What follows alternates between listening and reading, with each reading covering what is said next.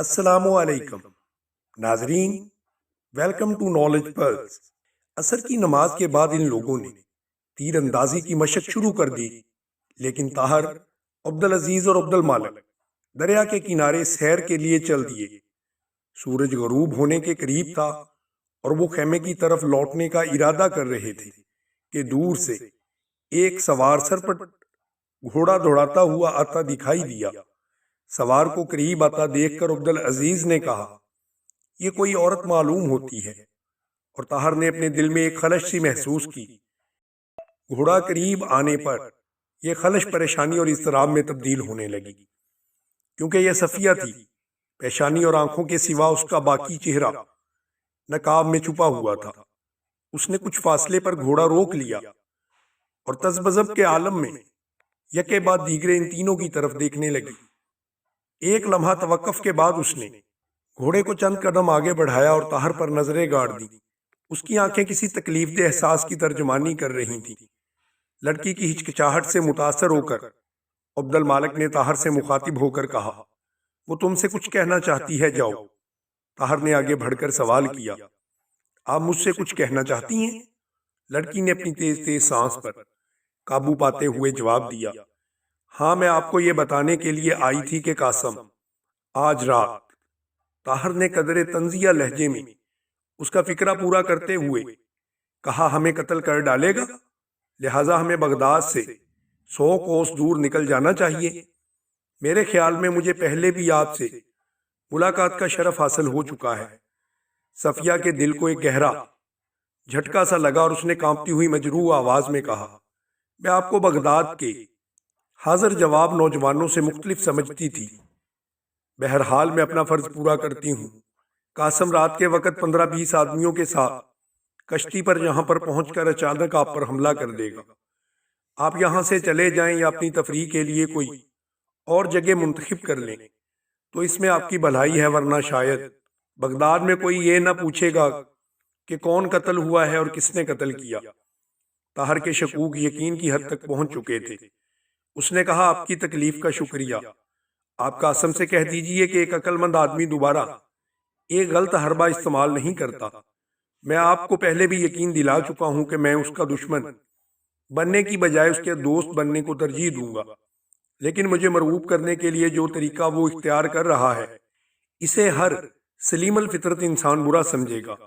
मैं उसे गले लगाने के लिए तैयार हूँ, उसके पाँव में रेंगने के लिए भी कभी तैयार नहीं हो सकता। सफिया के लिए ताहर का जहर में बुझा हुआ निश्तर था। अपने खुलूसो एसार की तज़हीक उसके लिए नाकाबिले बर्दाश्त थी।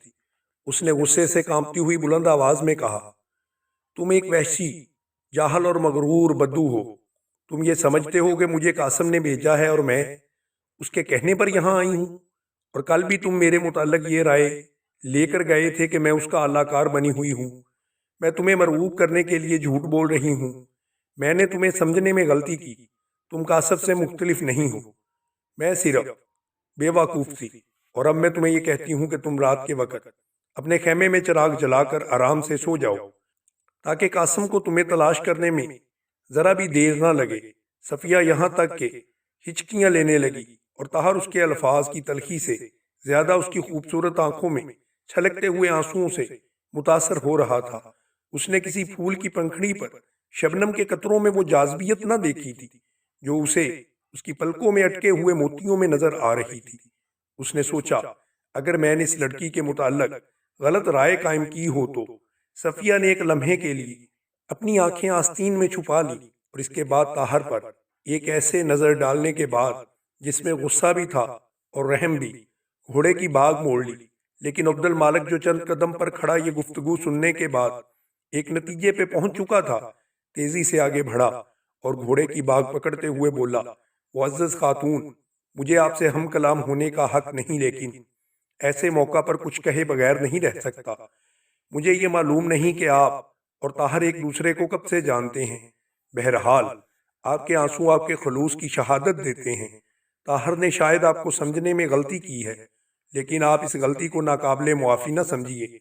वो बगदाद में एक अजनबी है, यहाँ के हालात से वाकिफ नहीं। आपके मुतल्लक अगर उसने गलत राय कायम की है तो उसकी वजह गालिबन ये है कि ताहर قاسم کو ایک بہادر نوجوان سمجھتے ہوئے اس کے متعلق فوراً بری رائے قائم کرنے میں تیار نہیں تھا۔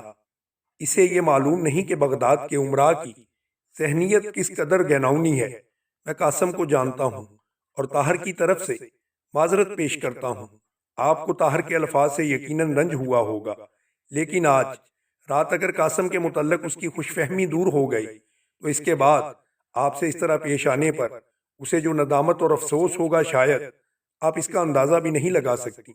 میں سمجھ سکتا ہوں کہ آپ کن مشکلات کا سامنا کرتے ہوئے یہاں پہنچی ہوں گی۔ آپ نے ہم پر بہت احسان کیا اور میں آپ کو اطمینان دلاتا ہوں کہ ہم اس خطرے سے بچ نکلنے کی کوشش کریں گے، اور آپ کو یہ بھی یقین دلاتا ہوں کہ طاہر کو بھی آپ احسان فراموش نہیں پائیں گی۔ اگر گستاخی نہ ہو تو میرا خیال ہے کہ آپ صفیہ ہیں۔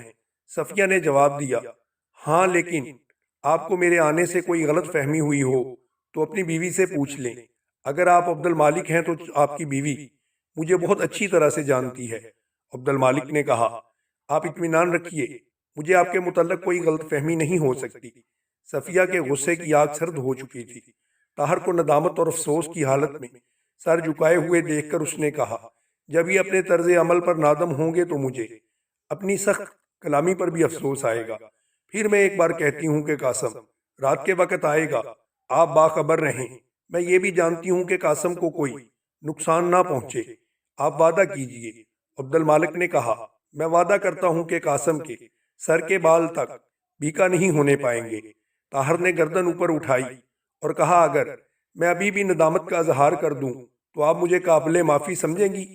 نہیں، ابھی نہیں۔ صفیہ نے یہ کہتے ہوئے گھوڑے کو ایڑ لگا دی۔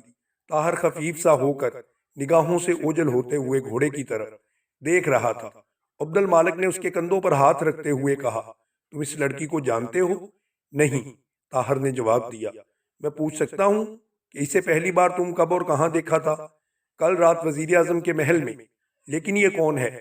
قاسم کی چچا زاد بہن صفیہ۔ اور اس کے باوجود تم یہ سمجھتے ہو کہ میرا اندازہ غلط تھا؟ تمہارا اندازہ اگر میں غلط سمجھتا ہوں تو اس کی وجہ بھی یہی ہے کہ وہ قاسم کی چچا زاد بہن ہے اور اس کا باپ بغداد کے تمام امراء سے مختلف تھا۔ لیکن چلو، نماز کا وقت ہو رہا ہے۔ طاہر ان کے ساتھ چل دیا۔ عبدالعزیز جو اب تک خاموش کھڑا تھا طاہر سے مخاطب ہو کر بولا، آپ کو اس قدر پریشان نہیں ہونا چاہیے۔ آپ نے معذرت کر لی تھی اور اس نے آپ کی معذرت کو ٹھکرایا نہیں۔ پھر وہ عبد المالک سے مخاطب ہوا، تمہارے خیال میں ہمیں کیا کرنا چاہیے؟ لڑکی کی صورت میں ہم صرف 8 ہونے کے باوجود انہیں بہت اچھا سبق دے سکتے ہیں، لیکن تم وعدہ کر چکے ہو کہ قاسم کے سر کا بال تک بیکا نہ ہوگا، اور جب تلواریں ٹکرانے لگیں تو مد مقابل کے بالوں کا لحاظ رکھنا ذرا مشکل ہو جاتا ہے۔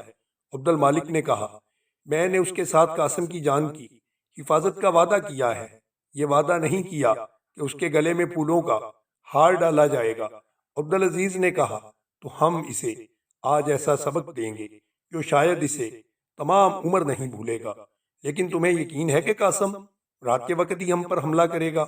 عبد المالک نے جواب دیا، اس لڑکی کے متعلق جو کچھ مجھے معلوم ہے میں اس کے پیش نظر اس پر یقین نہ کرنا گناہ سمجھتا ہوں۔ قاضی عبد الرحمن اسے قرآن و حدیث کی تعلیم دیا کرتے تھے، میری بیوی بھی ان کی شاگرد تھی، اس لیے یہ دونوں ایک دوسری کو اچھی طرح جانتی ہیں۔ میری بیوی اس کے متعلق بہت بلند رائے رکھتی ہے۔ عبدالعزیز نے سوال کیا، لیکن تم نے اسے کیسے پہچان لیا؟ تم نے غور نہیں کیا اس کے نیچے قاسم کا گھوڑا تھا؟